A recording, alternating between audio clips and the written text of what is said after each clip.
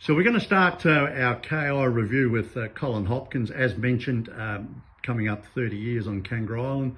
Back in those days, it was there were always a million sheep on Kangaroo Island. They tell me there's about 650,000 here now and 10,000 cattle. But Colin, I might let you have your head. When you came here 30 years ago, what was the scene? Because the history leads into what's happening now. So Colin, what do you think? Thanks, Tom. Interesting, 30 years ago when I walked into the office and it was elders had taken the plunge to put a full-time real estate person into the office rather than have someone come in and out from the mainland to do the transactions. And when I walked into the office, the old elder list system, which was the elders property listing system, there were 30 odd properties for sale on Kangaroo Island, and look, from memory, they were probably, if we're talking your typical farm of around 4 to 5 to 600 hectares, a lot of them were sold to war service settlement scheme places, and they were probably varying from probably the lowest of them would have been 280,000 up to about 450, and we weren't getting much activity on those. They were aged listings. If you look at it, we're talking here 1994, which is just a couple of years after the Wool Reserve price scheme had been pulled out. So, and of course, at the time of the Wool Reserve price scheme, there was a guaranteed income for farmers, so values were a lot higher. But when that got pulled out, suddenly there was a stockpile of wool. So that's I guess that's where I started, we probably haven't had 30 farms for sale ever since after we worked through that backlog, which took some time. So, yeah, I remember coming as a stud stock auctioneer over in those days, and it was all merino sheep. Wool, and I think that's still the case, was the most economical commodity to transport off the island. But all merino sheep, there was a million of them back in those days, not so many cattle. So that advanced, and then I guess the blue gums was the next sort of development that came along. Yeah, probably, yeah, the next big development in the rural industries. And it was a period when things were still pretty tough in farming, and the blue gums, obviously with their managed investment schemes, it was way, obviously there were some advantages without going into the politics of it, but there were sort of advantages to the professional people to get these tax deductions, and over the time they acquired about 15,000 hectares of rural land. And it did allow the sale of those, a lot of those properties did allow some of the older farmers to retire with dignity, yes, in terms of getting a reasonable return on their land. The blue gums were at the time paying above the odds for rural land to put it into their portfolio. So there was a bit of a transition there of people away from the farming. It has been actually said that the blue gums were responsible for various roads not having anybody living on them, but that doesn't really bear up to scrutiny. I'm thinking of one particular road where the farmers who owned the farms were either working off farm and living away from the island, or they'd been amalgamated, but there weren't many people living there before the blue gums arrived.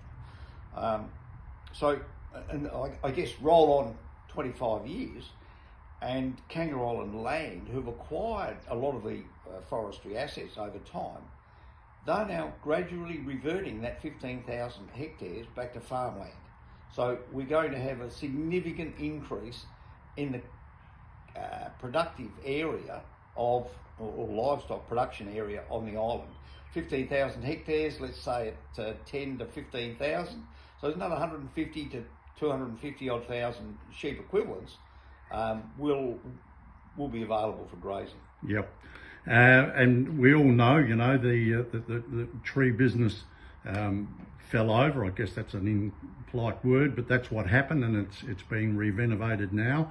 Then we saw a lot of mainland farmers coming over. Some went into cropping, but a lot of your peninsula farmers weren't there. Well, yeah, that's a good observation, Tom. Over the journey, over that 30-year journey, you would see one YP guy might turn up and buy a property, and of course the first thing he does is he invites all his mates from YP. He invites them over for a holiday, and they do a bit of fishing perhaps whatever, duck shooting or whatever it may have been, some activities. And I think this is a good spot to farm. And those other areas were making probably better returns on their capital at the time, so they could afford to come over and take a punt on a Kangaroo Island block, which is basically a purely grazing block. There's not a lot of cropping over here. In the last 15 years, KIPG, Kangaroo Island Pure Grain, have developed quite a hold of cropping ground, but that's all been relatively close to Kingscote. The country further west of Pandana quite often would be too wet for your traditional cropping, but I guess that's led to another bit where I'm probably jumping around a little bit here, Tom, sorry, but there's been quite an uptake of seed potato production on the island because of disease-free status. Where we've got the rainfall, we've got an incredibly reliable rainfall. You wouldn't believe it today, but that enables us to get a lot of surface catchment, which then can be used to irrigate. And there's a handful of blokes out there who've done very, very well out of irrigated seed potatoes. So if we move forward to the current time, what's your demand and supply like over here, just at the present? Supply isn't.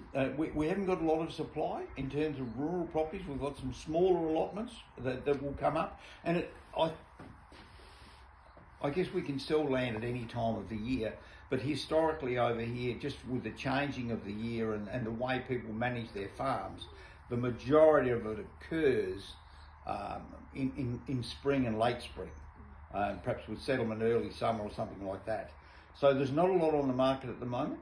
The demand is probably coming as much from we've got an outstanding group of young farmers who are really looking at it as a business. They work hard at it, and over the last 5 to probably not 10, but 7 or 8 years, we've enjoyed fairly strong commodity prices. So these young farmers that we've got at the moment have been able to put away a few assets, pay off a bit of debt or whatever it may be.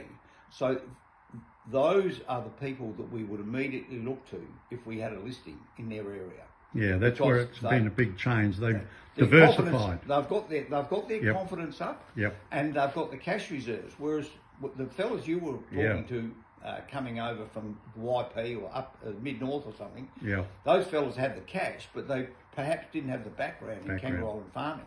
So our local good young local farmers are the ones that we'd be looking to. Yeah. Well, but if you want to buy property over here, is there a ballpark price per hectare, or does it vary a fair bit? I'll give you a ballpark. Yep. If we looked at 75, I'm doing some sums in my head to work on hectares, Tom. Being 30 years, you started in acres, you can stick with it. But ballpark would be 8,000 to 10,000 plus per pastured hectare. Over here we do. Any time we talk about land values and farm values, we talk about pastured hectares. Kangaroo Island was really carved out of the bush, the farming land originally, and different farmers cleared different proportions of their farm. So we, without saying that scrub is worthless, to try and compare values, we look at, we tend to talk in dollars per pastured hectare, and improvements on a given-in basis almost.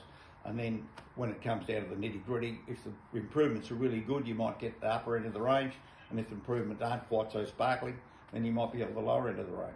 There's a lot of the improvements you drive around now, especially, you know, the rebuild since the fires. You see a lot of good sheds, modern yards.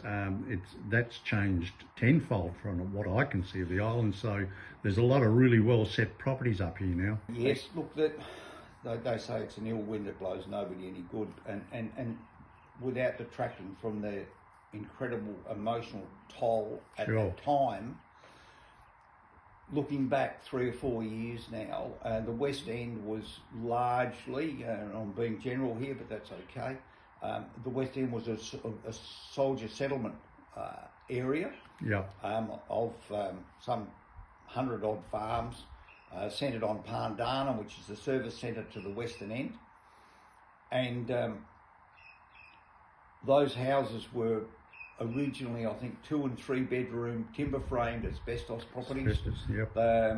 And every farmer was allocated a block Yep. with a house and a shed and some sheep yards and the old ubiquitous Armco 60 by 20 Yep. steel framed galvanised iron shed. So everybody got the same package.